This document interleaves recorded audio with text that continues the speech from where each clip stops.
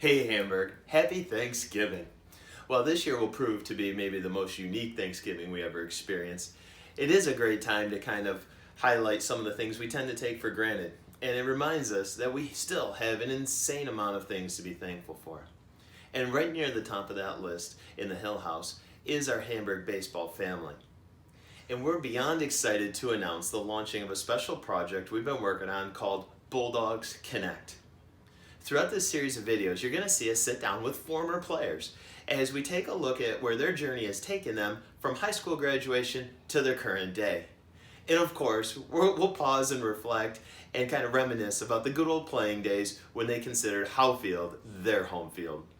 And if we get this right, we're hoping to strengthen that connection between our former players and our current players, and of course our future Bulldogs dreaming about playing on Howe Field. Our first guest is 2012 Hamburg High School graduate Eric Simoncelli. Eric is a product of one of the greatest families you will ever meet, and the Simoncellis epitomize everything that is good about Hamburg and makes Hamburg such a special community.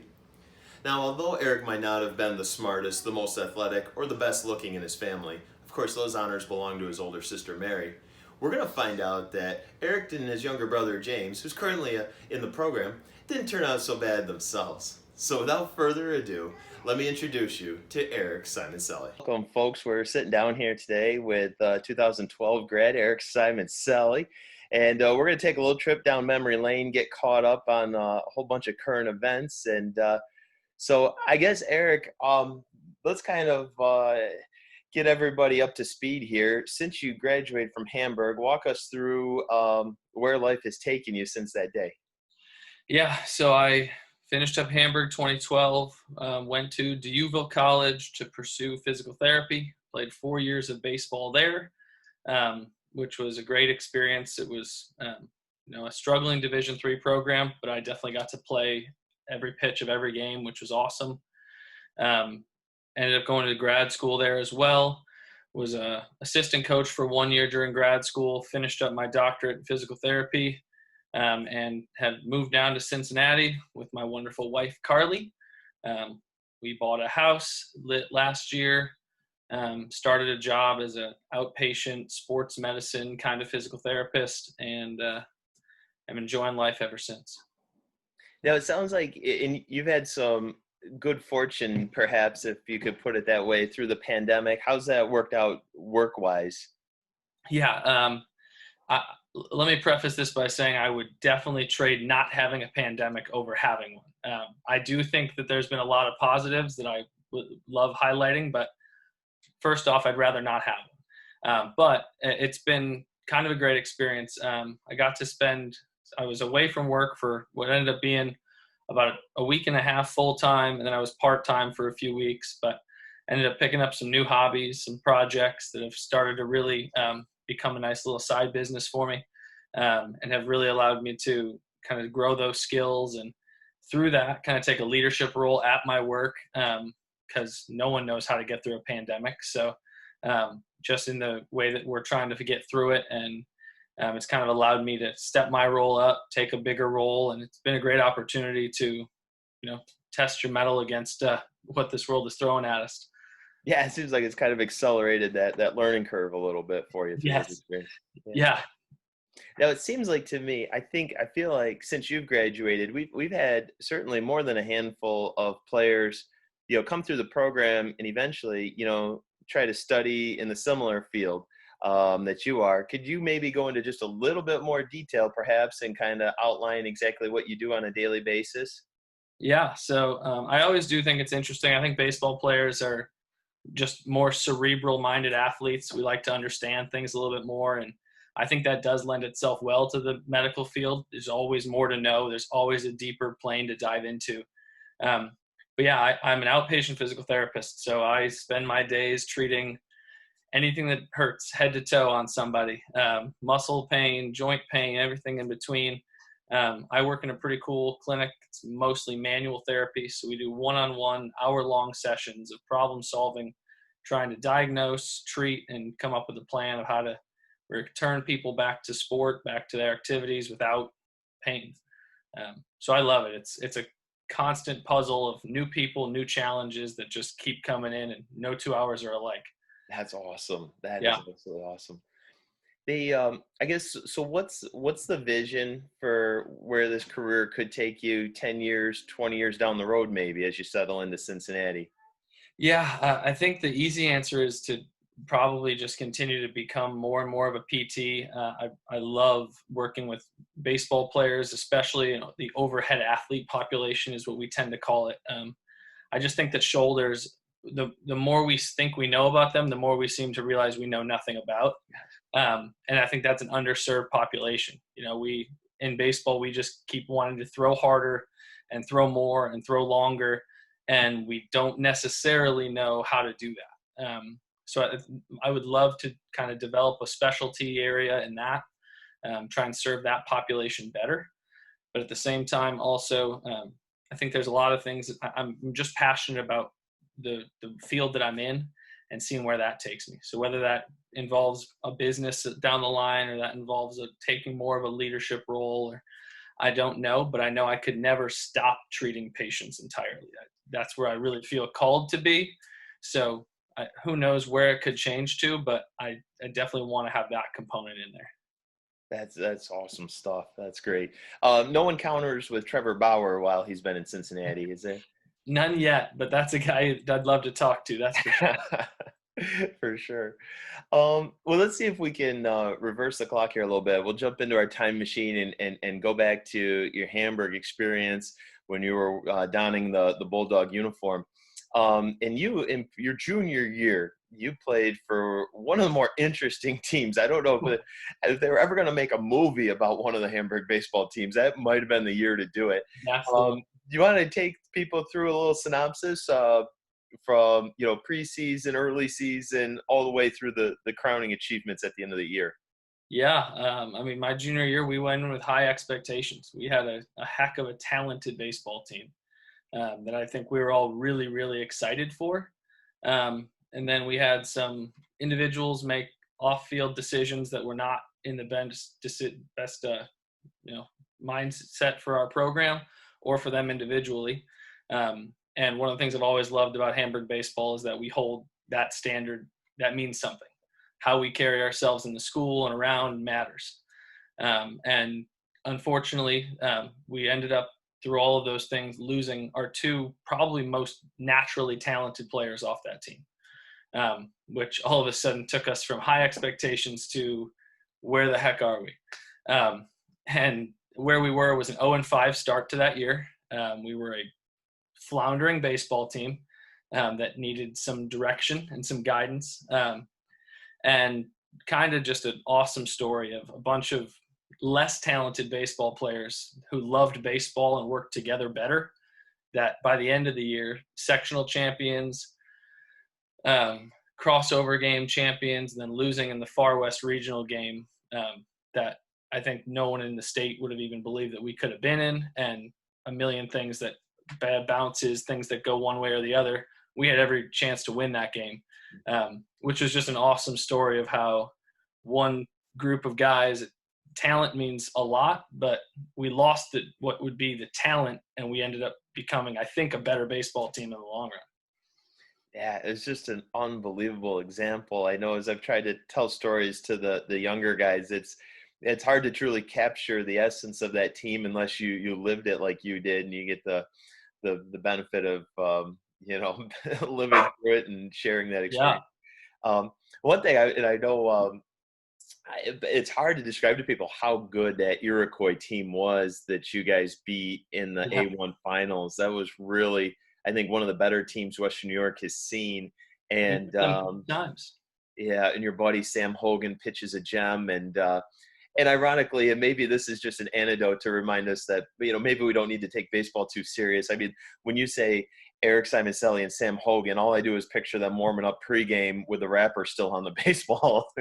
Yep, that was part of our rituals that seemed to get us somewhere. I don't know what it was doing for him, but as a catcher, I'm always about handling the dainty pitchers however they need to be handled. And if that means we're going to throw with the wrapper on for 10 to 15 throws beforehand, I'm not going to say anything about it. That's for sure. That was about par for the course for our good buddy Sam. Absolutely. I mean, that Iroquois team was such a good baseball team. And, I mean, they had a lot of guys who I ended up playing at the next level and doing really, really well. And but we played them 3 times that year and beat them 3 times, and it was 3 exceptional games. And that one at Sale Magley is still emblazoned in my mind. Yeah, because it was just that good. I could be wrong on this. We'll have to check the record, so to speak. I don't know if they lost any other games that year. Nope. I want to say they were like 21-3. Yeah, it was just unbelievable. I don't know if it was a matchup deal, but if you beat them once, they could say it's luck. But when you beat them all 3 times, it's hard to say. It was all luck anyway. Yeah. And on one of the most boneheaded coaching decisions maybe of all time that worked out. I mean, Chafee calling a sack bunt with 2 outs that ends up leading to a 1st and 3rd play that they screw up and we score on. I mean, things you would never even think about. I remember seeing the bunt sign, and I'm standing on first base. He tells me to steal on a bunt. I'm like, what is going on? There's 2 outs, Chafe. And sure enough, we go 1st to 3rd on that. Little single scores it, and I'm pretty sure we won it 1-0. Yep. Or 2-1. Close. The video of that whole sequence is still on YouTube. I should probably try to post the link to that here somewhere. And there were so many impressive things in there. As you guys got things going, but not lost in any of that. I think is your ability to get from 1st to 3rd on that play was just incredible. Yeah, back in the day when my legs still worked, it was awesome. those are we called you Smoke for a reason. And then walk us into your senior year. So you guys, said goodbye to a lot of good leaders from that group. Yeah. And you guys started out with a solid core and still had a really productive year. So who are the guys that you graduated with? I graduated with, in no particular order, Mr. Sam Hogan, Tyler Brunner, Sam Bufa, Eric Moscato, and Shane Raymond, which we had a small senior class. And really, when you look at that senior class, we were a senior class of athletes more than baseball players. Yeah. I don't think there was a single one of those guys who would probably have called baseball their number 1 sport other than me. They were all football players, volleyball players, and great guys, friends to this day. But we were definitely we were kind of sandwiched between 2 baseball heavy classes.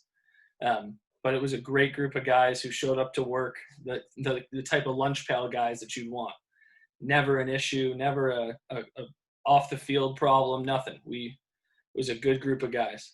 That's it. I think you nailed it. That is just a super steady, reliable, consistent group. And I tell you what, if we value anything in the program, those are the qualities. And when I think about those guys you just listed, I'm thinking about every one of them has gone on to do really good things and gotten off to some incredible starts to their young professional careers. So it's going to be interesting to follow all these guys. Let's see. So you've had some other really unique experiences. And I think maybe at the top of that list is your experience as a bullpen catcher with the Bisons. Can you tell us about that? Yeah. So I'm sitting, I just finished high school, waiting to go into college. I've already talked to the baseball coach at DUville, and randomly one night he sends out an email that says, "Hey guys, they're looking for bullpen catchers for the AAA All-Star game. Would you be interested?" Of course, yes. I didn't ask when it was or what I need. I just said yes. So I got slid in that night, which was awesome, and had the best night of probably one of the best nights of my life to this point. Catching Matt Harvey on his way up to the big leagues, catching a bunch of guys who ended up, on their way down, and just some amazing guys, some prospects that were at that game. It's quite an impressive roster that year. Had an amazing time. Was getting all ready, about to walk out of the clubhouse. I'm starting to walk out, and guys are just handing me money. And I'm like, what is going on? I said, this seems like a dream. I don't get it. So I'm a person who always, believes in thanking the people that got you there. So my contact for the night, I just walked up to him. I didn't know who he was, but I just said, "Scott, I really appreciated this opportunity, and like if you guys ever need anything like this again, like I'm a local kid, like I'm always willing to do stuff like this. And he said, actually, he said, we don't have one currently. He said, why don't I give you my number? He's like, call me next year. We'll see if we can get you in for a tryout. So, okay. So do that next year, come in. Bob Stanley, Red Sox great, is our pitching coach that year. He says, you know how to catch a baseball? I said, yes. He said, you're hired. It probably should have been a more in-depth interview process because I had not caught 90 plus anything to that point in my career. So it was a rough awakening, but I ended up doing that for 5 years, all with the Blue Jays organization, and met some of the best guys, learned a ton about baseball, and a ton about being a baseball player, being a man, really, being an athlete. So many great lessons that I really am so grateful for to this day. That is just such a special story. I love it. It never gets old. Another unique story I was thinking about as we were getting ready to sit down together was our crazy trip to Vanderbilt. And, so was that was in the summer between your sophomore and junior year? Yes. That sound right? Okay. Yeah. I think the craziest thing was that you and Mama Hill decided to do it. That's the thing that still doesn't make sense when I tell the story. But yeah, there's 5 of us that all went down, different position groups. Me and a bunch of guys that were younger than me in the program, but just kind of somebody in every position group. And we went there, and I remember you guys briefing us on the way down, like, hey, as much as we're here for you, we're here for the program. Like, we want to absorb everything they tell you and bring it all back. So don't just take what applies to you. We need everything. And that was an amazing camp. So many awesome people to meet there. I still think about some of Coach Corbin's speeches that he gave to start off the day when it's 107 degrees and he's in his full winter gear, speaking about mentality and things like it. Those types of the memories are incredible, not to mention the baseball aspect of it. Got to be on teams and be with guys that ended up being at LSU and Texas Tech and a bunch of other places all over the country. That it was a lot of fun, and it was us northern kids don't get to play with southern baseball kids too often, but it was eye-opening, but a great experience. Oh man, yeah, let's talk about special memories. And then, so with all this accumulated, baseball experience, and obviously, and I think you're in a unique position to maybe answer this question as your younger brother James is coming through the program. So what advice do you have for this next wave of Bulldogs coming through, as you kind of pull on all the experiences you've had? Yeah, I think that the thing that I'm so glad I did when I was in high school, but I think it matters a lot, is, committing to the time you have there. No matter what you do, whether you play in college, if you get to play beyond that, that's awesome. I mean, baseball ends. And I think that you'll always be mad at yourself if you sell yourself short on those opportunities. If you don't go to the optional workouts and if you don't commit to the off-season trainings and things like that, and then you lose in the sectional final game, there's always that voice in your head that says, man, what if, and I'm grateful that I feel like I committed to as much as I could. So when we lose in a Far West Regional game, I feel good about, like, as good as you can, that you laid it all out there. But the other thing that I think makes it so great is that I think that the best thing you can do is to remember that you are in a program. And Hamburg, I think, does a great job of being a program, is that as a freshman, you should be grateful for the senior class, and you should use them for their knowledge and their experience and all of those things. And don't be afraid to ask those guys questions. I mean, I remember as a measly little freshman, and we used to have our throwing workouts. It was like 6 a.m. 2 days a week. And I remember a bunch of guys who didn't even know me pulling me aside, teaching me things. And that class wasn't as successful as my class. And my class has not been as successful as some of the classes since. But when the program can feed itself, you know that you can come back to any game, any practice, anywhere, and you still feel like you're involved because you helped a guy who helped that guy. Or, you always have 1 or 2 degrees of separation. So remembering that it's that program mentality. That season matters, but the guy behind you matters just as much. Yeah, we've been fortunate. We've had some pretty special people go through the program that have helped establish that and keep it going. That's for sure. Well, we'll try to wrap things up with what we'll call our lightning round, and we're kind of setting the bar here, so to speak. And so we're gonna fire a few questions at you, and you feel free to answer as short or as long as you want here. We're on no clock, that's for sure. So we'll lead off with and I apologize, this is a little similar to the one we just answered, but specifically thinking about your own career, what's some advice that you might give to a young Eric Simoncelli in high school? I think that the number one thing I would take into high school and college is I think you can take for granted your own physical condition. I was a gifted person. I didn't necessarily need to, I didn't always have to work the hardest. I didn't really need to recover. Warming up was not always so important. Like I was relatively healthy. And I think that I realized as I got older and further into baseball that while I didn't feel like I needed to do it to keep me healthy, it improved my play so much more when I was eating right, when I was active and working out, when I was warming up and recovering properly. And I think as a young athlete, we take it for granted. We think recovery, well, I'm not sore, I don't need to recover. Or, my arm feels fine, I don't really need to warm up. And I just remember that it was my junior year when my buddy Sam Hogan and I learned that we like to long toss every day. Our arms felt right if we got a good long toss every day. Didn't have to, wasn't mandated. Nobody told us we needed to. We were always the first ones and last ones to be throwing, but our arms felt great. And Sam carried our pitching staff. I caught every game, and arms never had an issue. And I think it's just things like that where you have to know your body, know what it needs, but be willing to invest in it. And I think that it can't start early enough. Yeah. Wow. That's and they're right. Those are some of the things that we only have the wisdom for. Yes, absolutely. Yeah. Okay. And we kind of hit on, your high school experiences, some of your teammates and whatnot.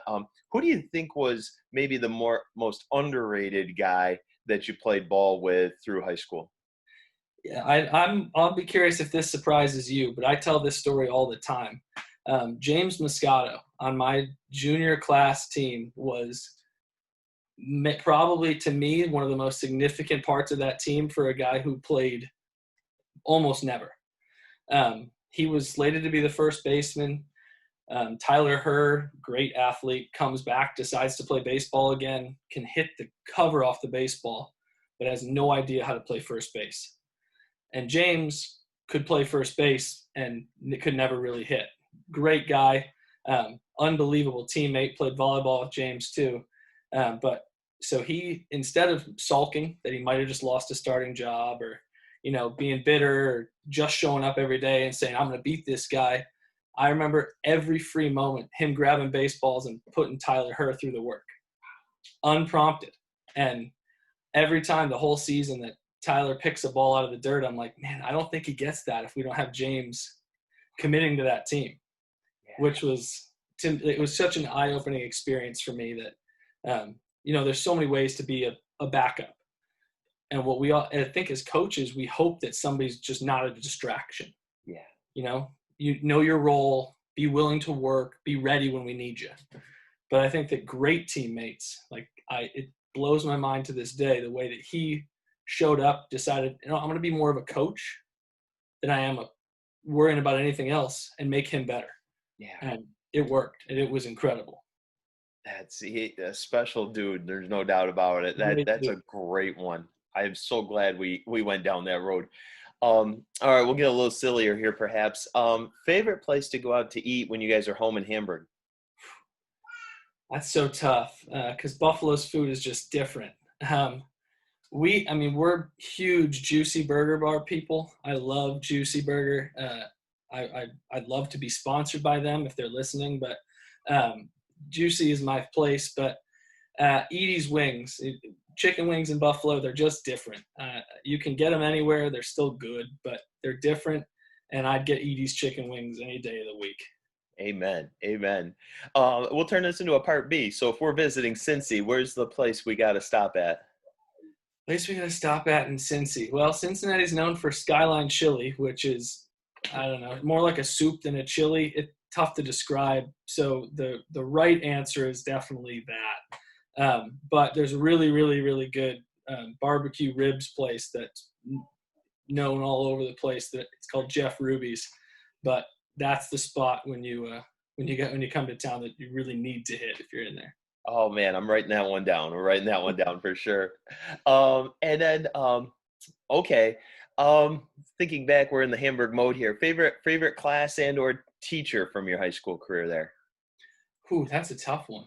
I had so many good classes. But this one's kind of out of left field, but it definitely has kind of shifted it helped me find a passion of mine. I took an e-commerce class, which I think now is probably not even offered anymore because at the time when I took it, it was like new and like really eBay and all of that was like kind of becoming so commonplace.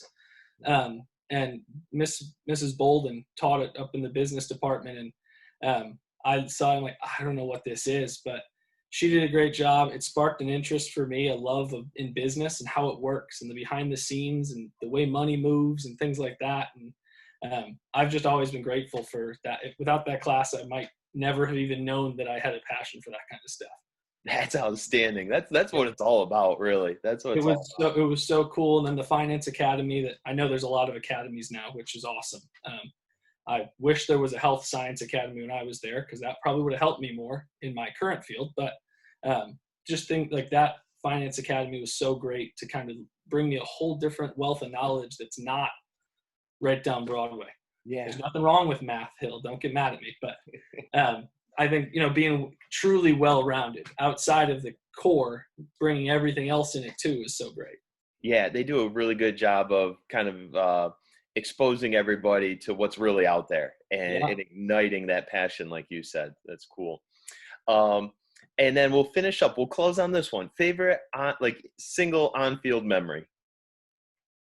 I think it was that crazy play at Sal Magley.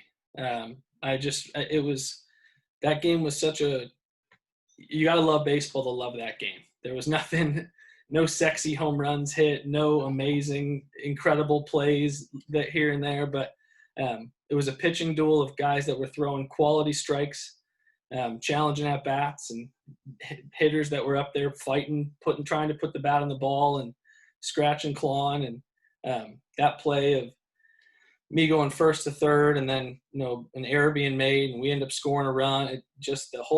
I just remember there's a picture of it on my Facebook that I pulled up thinking about this interview, and it was like, I can go back to that moment in my head. It was amazing. That is awesome. That is so awesome. I also made a play in that game that my family still talks about. Pop fly over near the dugout, and I went sliding, and I somehow slid into the dugout pole. Yes. Took some yellow paint onto my baseball pants. I don't know how, but I remember that. It was as graceful as a collision as you could possibly have with a pole. I was inches from probably not finishing that game in a lot of ways. I didn't know there was a pole there, but I found out later. But yeah, I still have those pants with the yellow streak on the inside of them too. Oh, maybe a little piece of Sal Magley went home with you that day. Right, souvenirs. Yeah. Well, buddy, I can't tell you how thankful I am that you were able to jump on with us today and kind of kickstart this. This is, we've got kind of a vision for starting something pretty special here, and couldn't be more excited to kick it off with you here. So thanks for taking the time, buddy, and looking forward to catching up with you and Carli the next time that you're home and that it's a safe thing to do. So yeah, when we're allowed back in New York, I'll see you at the spaghetti dinner. All right. Sounds good, buddy. We'll talk to you later. See ya. Yeah.